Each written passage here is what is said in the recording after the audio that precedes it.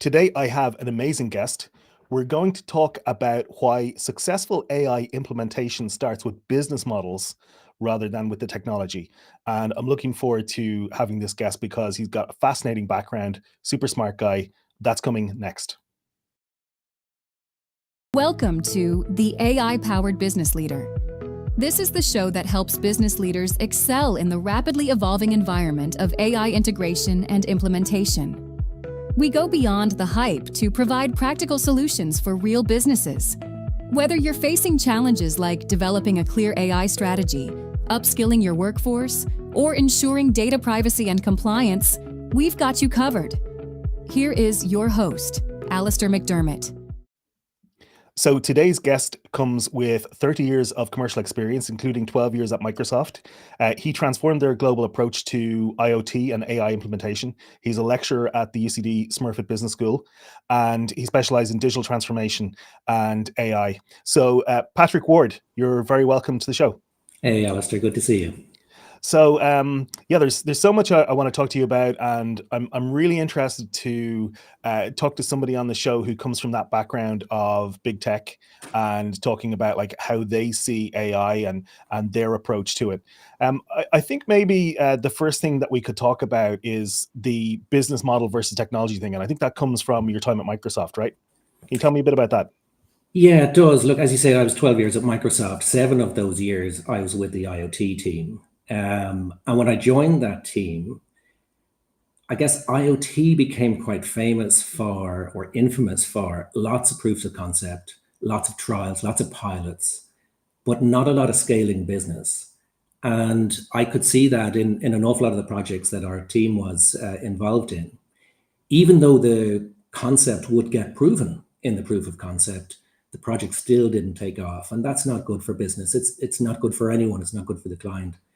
Can I ask you, just for anybody who's a business owner listening to this, who's not familiar with IoT, can you just give a quick overview of what it is? Sure. IoT is Internet of Things. It's a term that was coined back in 1999 to, I guess, signify the next stage of evolution of the internet. But it's basically about the connectivity of all of the physical infrastructure that surrounds us in our lives and the management of that infrastructure and getting value from it. So, at home, managing things like turning on and off our heating system, our alarm system, cameras, all sorts of different things. But probably, I think McKinsey say about 65% of IoT value arises in B2B.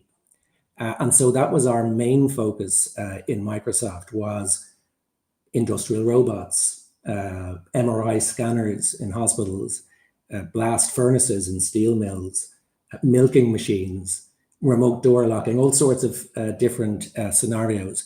And it's basically about connecting those devices to the internet, to the cloud, harvesting their information, using AI technology and other technology to remotely monitor and predict what's going to happen with those devices. And so there's huge business value in it. So can you then link that up with why is it important to start with the business model rather than starting with the capabilities of the technology? Yeah, well, as I say, so a lot of these projects didn't really take off. And when I considered the reasons for that, what became apparent was if you're making MRI scanners or blast furnaces or whatever those devices are, HVAC systems for buildings, heating, ventilation and air conditioning systems. If that's the business you've been in for 20, 30 years, you know that business really well.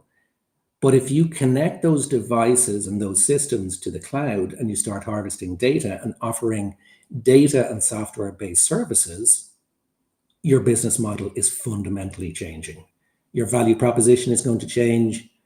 You're offering a new suite of software services, probably as a subscription service. So you're into subscription for the first time. So you're not just selling this equipment for $100,000. You're selling the equipment for $100,000 and then looking for a $5,000 per month or whatever it is, revenue stream on a subscription. That's a totally different business model. How we sell that, how we incentivize our sales team to sell that, how we incentivize our channel partners to sell that, all of that changes completely. And so I think what was happening was we'd get to the end of the proof of concept And the organization would realize the scale of change that was required to make this proposition successful at scale out there in the market. And oh, we've got 17 other different priorities right now.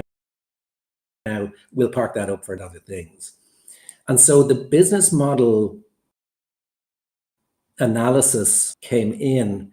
I had a background in and helping them define their business. So I trained our team worldwide in Microsoft, the IoT partner team, to run a business model workshop at the outset of every engagement, of every customer engagement, to help the customer understand the huge value that there was in terms of defining the value proposition and so forth, but also wake them up to the scale of change in terms of the kinds of things that I talked about, in terms of incentivization, in terms of the channel, in terms of organizational capability.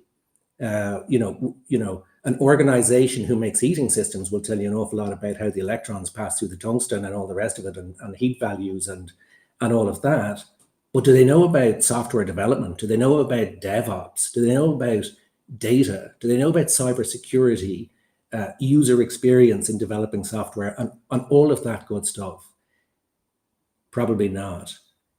I used to say about IoT, and I say it now about AI more broadly, it's kind of three fundamental facts. One, this is not easy.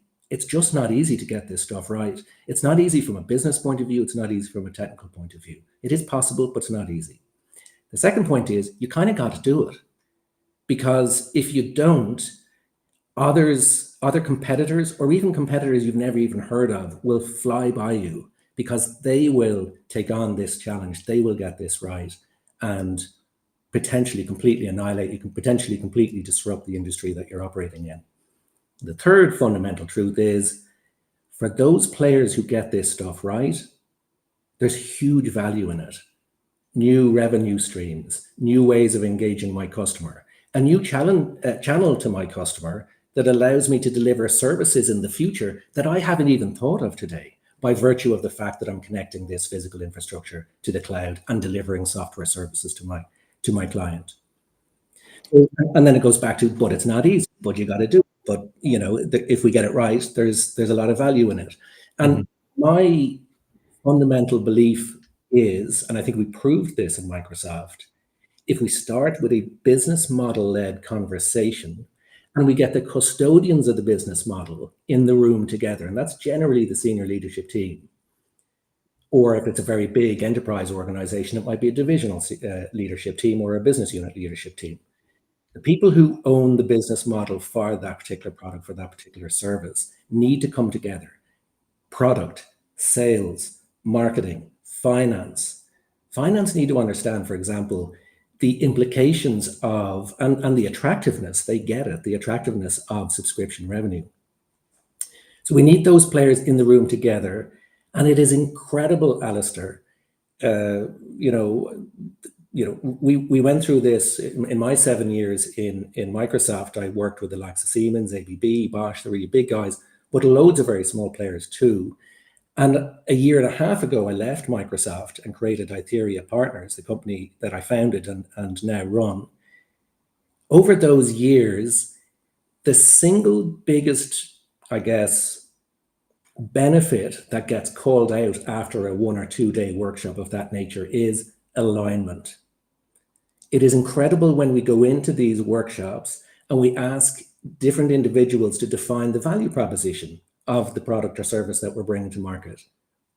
If there's 10 people in the room, we'll get 10 different answers, quite different.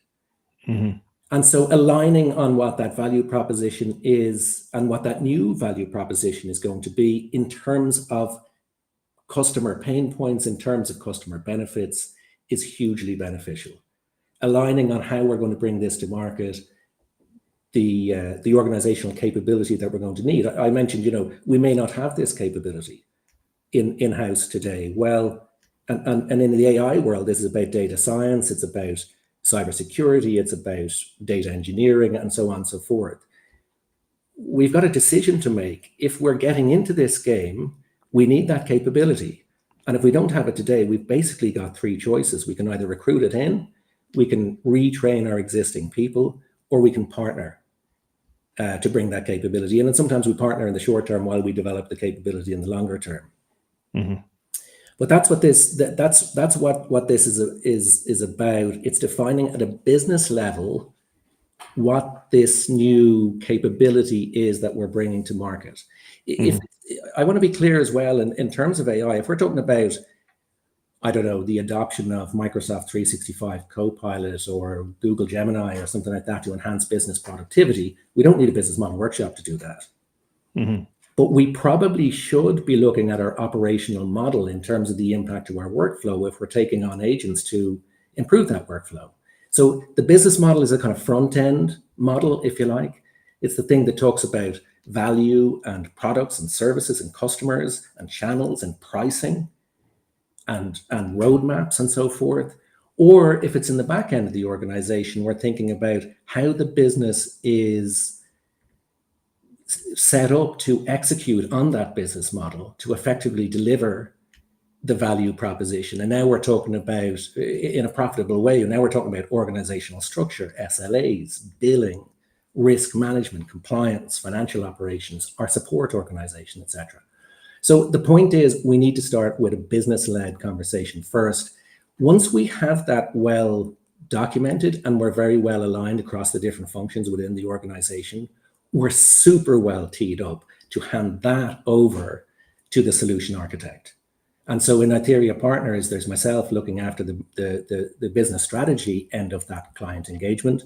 My colleague Richard Jones, based in the West Midlands in the UK, ex-colleague of mine from Microsoft, is a solution architect. And so where our client needs it, we can help guide on that, on the kind of technological aspects, if you like.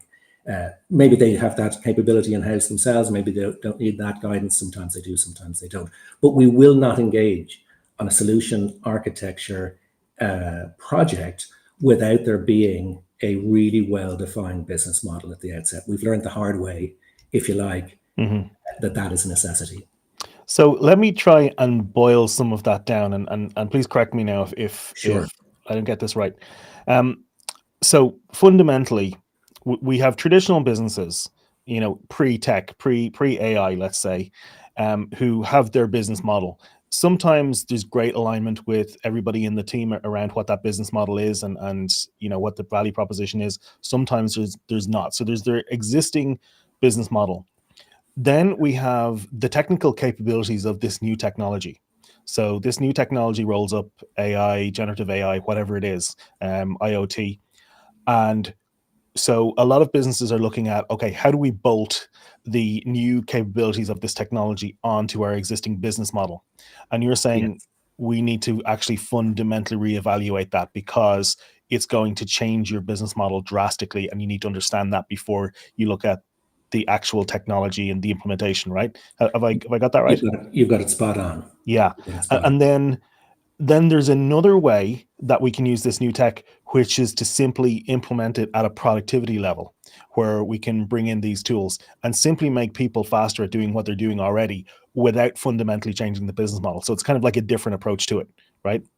Yeah, that's right. And look, what I would say there is we generally encourage clients, if they're taking on that kind of capability and it's a business productivity project, to do that on a fairly piecemeal basis, take it on in layers of the organization. You know, maybe it's the executives, maybe it's the IT team, maybe it's the data team who take it on first. We see how it goes, we evaluate it, and then incrementally roll out.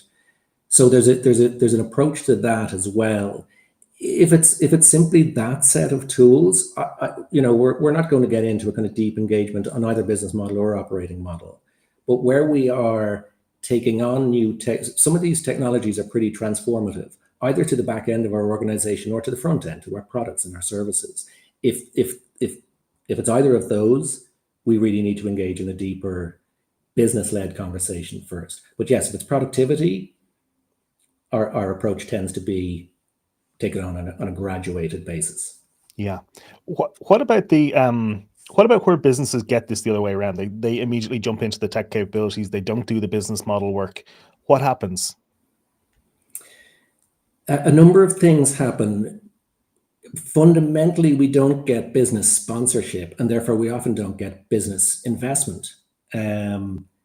We very often will, we used to be on projects where there'd be an awful lot of work done on the technological solution, on the solution architecture. Then various different pieces of information would come to light in terms of our workflow, in terms of our customer, in terms of the industry in which we're working. Let me give you an example.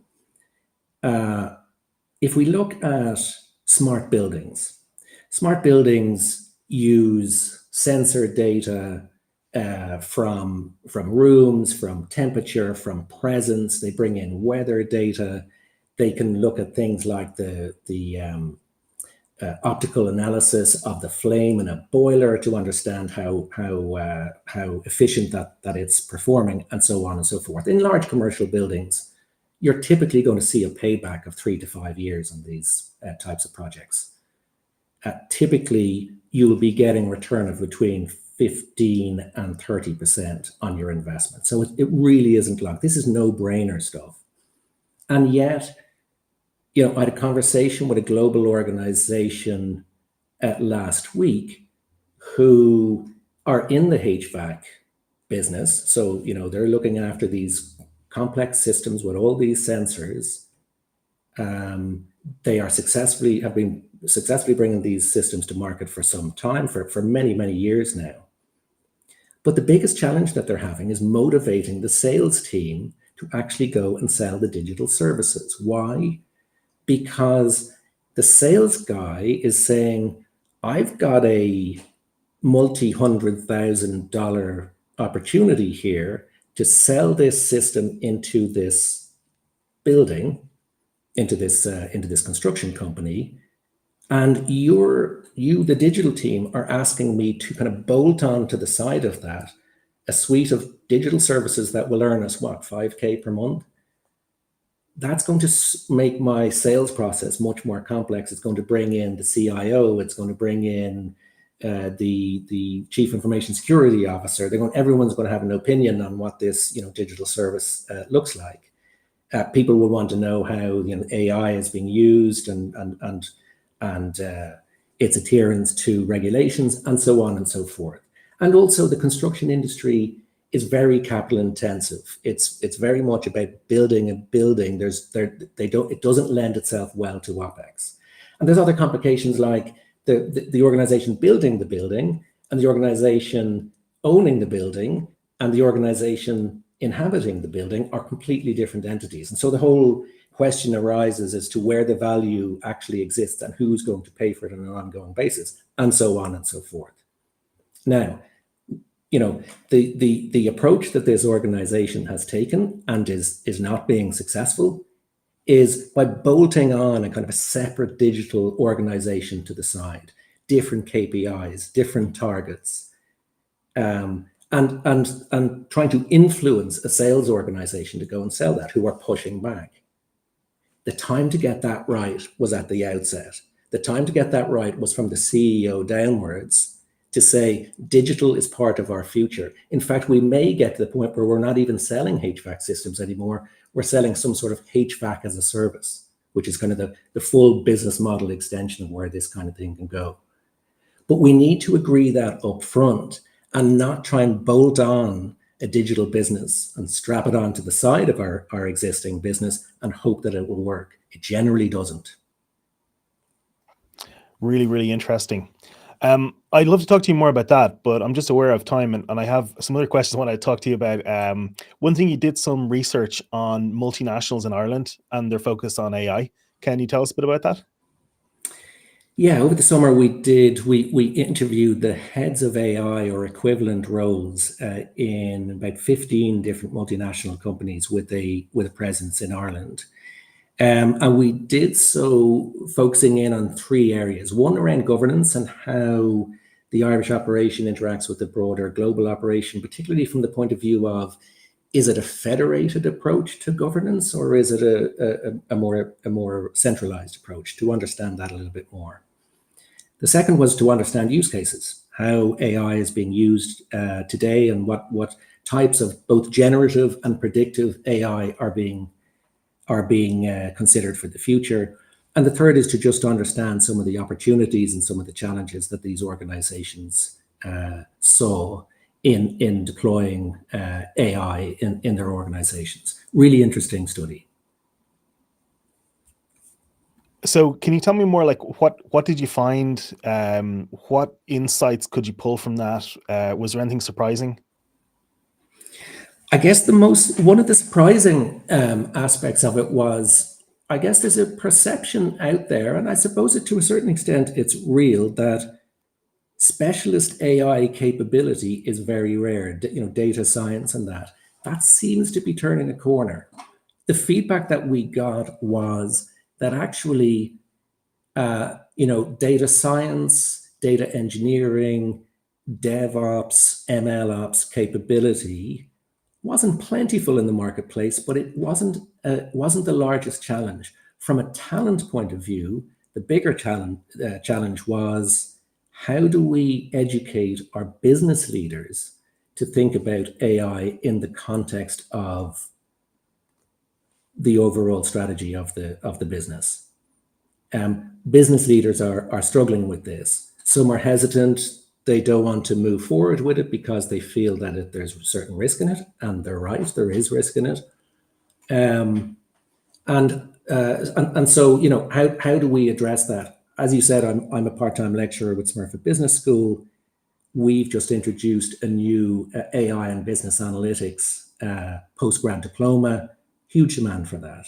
And it addresses these kinds of topics around how should we think about AI in the context of our business strategy, both at a kind of horizontal level of the uses of AI across the various different functions within an organization, like marketing and sales and identifying customer opportunities and so on and so forth, all the way through to what are the specifics of given verticals. How is AI being used in healthcare? How is AI being used in the physical environment? How is AI being used in manufacturing, in financial services and so forth?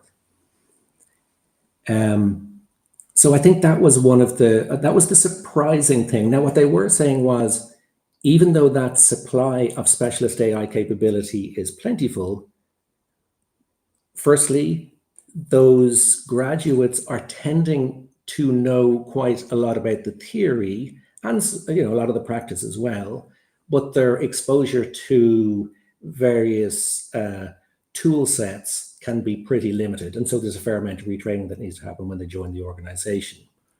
And I guess the other is, because this is such a fast-moving domain in terms of the development. I mean, as well as I do, Alistair, this is moving very rapidly. There's a need to continue to sharpen the saw there. There's a need to continue to educate, train both specialist AI, but also business AI skills across the workforce. Yeah, and I don't know how people who are non-technical but who want to keep up with this can possibly keep up, because there's so much is happening. There's so many changes to the technology. Like every day I get an email with, the latest 20 things that have happened in the world of AI. And being somebody who's really interested in this area, I find it difficult to keep up.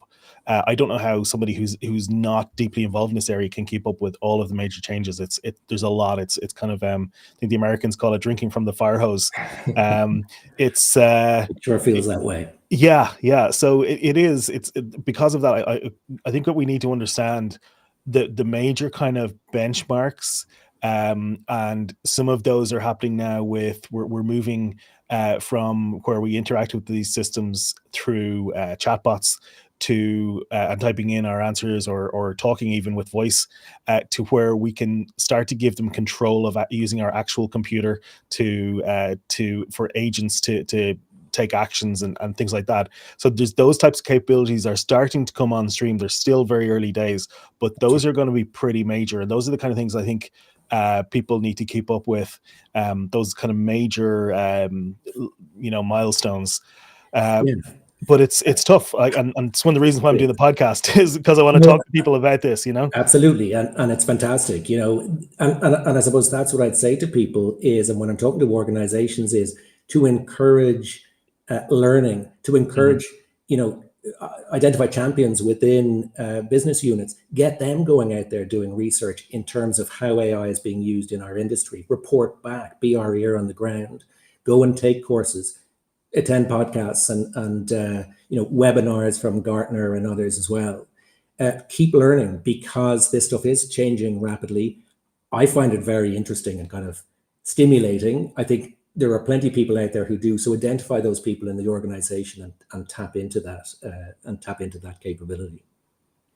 One of the things that you do is you do some AI envisioning sessions. Sorry, stumbling over that. Envisioning, yes, it's a Envisioning great. sessions for SMEs. Can you tell me a little bit more about that?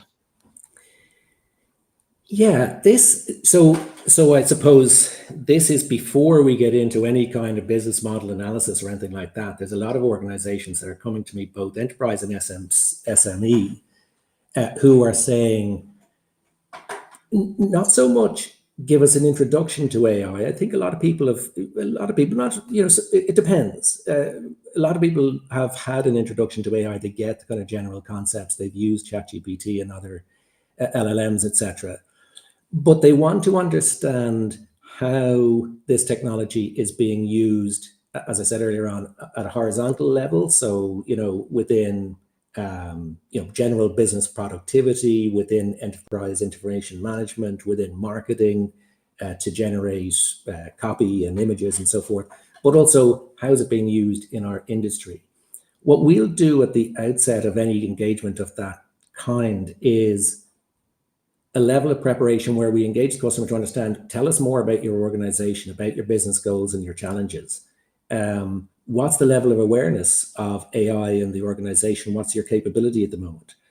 What does organizational readiness and culture look like? Is it, you know, is there resistance to change, or is it a fairly fluid, dynamic workforce? What do data assets look like? What's your technology landscape look like? So we'll get an assessment up front and then tailor the content accordingly. I think that's really important. We'll also ask about key competitors, and we will try to do an analysis of how your competitors are using AI today. Some of that is through just press releases and marketing materials, but it's also, if you look at job postings from companies, you'll get a really good indication of the kinds of areas that they're focusing in. So there are various different ways in which we can get some level of kind of competitive insight. Then we go and run a workshop, typically takes a day or 2 days. We go into the classifications of AI, I guess we call it, and then how they're being used. It might be in financial services, fraud detection and anti-money laundering. In a software company, we'll go into software development in more detail. In a manufacturing company, we might talk about automation, the use of computer vision to, you know, for quality control on a manufacturing line, and so on and so forth. We'll talk about their competitors and try and give them some insight into that and get some insight from them. We'll talk about risks, how to mitigate them, regulations, and then we will do a kind of a triage, because this is a workshop. It's not a kind of a one-way broadcast. And we'll always say, if there are people within your organization who are already using AI, get them to come into the workshop as well, give their perspective. But we will then do a facilitated session where we will seek to kind of brainstorm different ways AI might add value to the front end of the organization in terms of the products and services and how it can address customer pains and customer gains, or how the operating model might be improved through the use of agents, through the use of business productivity and so forth. Yeah, it's a nice approach to raise awareness in a kind of an applied way for the organization. I want to ask you something that is something that we didn't plan to talk about, but I just want to get your perspective on the AI for productivity side of the equation, Mhm. because I think that's where a lot of people are starting with, because they're trying to understand it. And so they're starting to use these tools. They're seeing some really interesting and potential productivity gains of 3x, 5x, 10x even on certain tasks. I'm just wondering, what's your thoughts on AI for productivity, and how important do you think it is, and how much do you think people should focus on it? Do you have any thoughts on that? Well, I think, first of all, when we're implementing change, we'll typically go to do some sort of business case. We'll try and work out, what the investment's going to be, what the return on that investment's going to be. Does it meet some sort of hurdle rate for the organization? Don't do that with business productivity, because it's extremely difficult to measure. Go to Gartner and have a look at their published literature. Go to McKinsey, Boston Consulting Group, and so forth. And they'll all tell you that what you're probably going to see is probably a 5 to 15% uplift in productivity. That's good enough for me. Let's go. And let's not just roll it out right across the organization. As I said earlier on, let's pick a layer of the organization or a department within the organization. Let's roll it out on a piecemeal basis. It's much more cost effective to do that, even though you don't get the kind of discount by buying licenses for your entire enterprise organization. You also don't roll it out to people who aren't going to use the capability. So roll it out on a piecemeal basis, learn from that, and also provide training. Don't expect that this will just land and be picked up. Some people will pick up and run with it. Others won't. It's only fair that we don't leave anyone behind on this. We need to provide training. It's really important to put governance in place. And so again, we deal with this in the envisioning workshop. It's the kind of the next steps of how we're going to roll this out. Governance, policy, use cases, training, and sharing are the kind of 5 areas that we focus in on. But your point about business productivity, can I give you a story related to software development, actually? Oh yeah. But it's about my business productivity, and you'll see what I mean in a moment. I was about to run one of these envisioning workshops, and I met with the CEO. It's of a I suppose a 30-person organization. They're in software. They have a software product. And in my kind of information gathering couple of calls with the CEO, I asked, well, you're a software company. You've got a software product. Do you use software in your software development process? And he said, not really. A little bit on a piecemeal basis, some individuals do, but there's nothing official. Now, that's a red flag, because now we're talking about the kind of consumerization of AI. It's a red flag because we've no policy in place, we've no training in place. Those individuals could be uploading customer data, they could be uploading IP.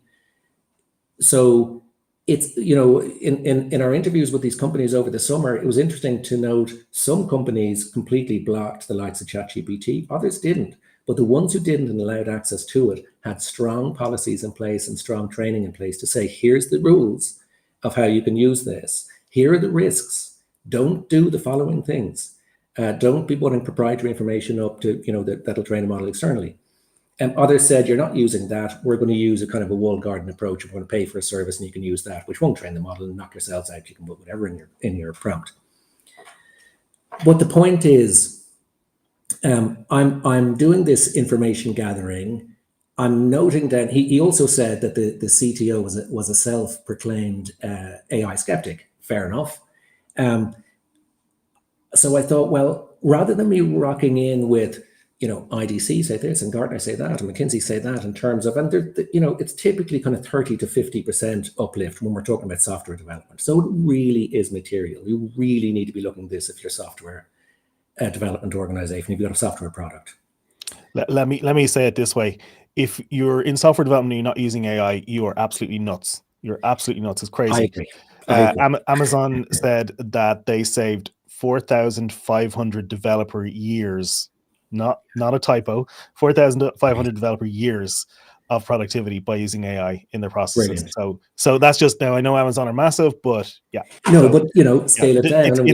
It's really useful in software, it really more is. than any other. Yeah. So anyway, with that well, aside, so this story kind of ties that in, but also my own personal productivity. So rather than me going into the workshop with kind of, slides saying this is what these different organizations say, I thought, hang on a second. I've got a friend called Trevor Jobling. He's the founder and CEO of Dovetail. Dovetail is an Irish software development organization. They've been around quite a long time, about 20 years. They've got customers like IKEA and Aramark and World Rugby. They're really well-established player. Trevor's a personal friend of mine. We're out hiking in the Wicklow Hills, and he's telling me this anecdote probably 9 months ago about using, I don't know, was it ChatGPT, and asking it for some code for a particular scenario.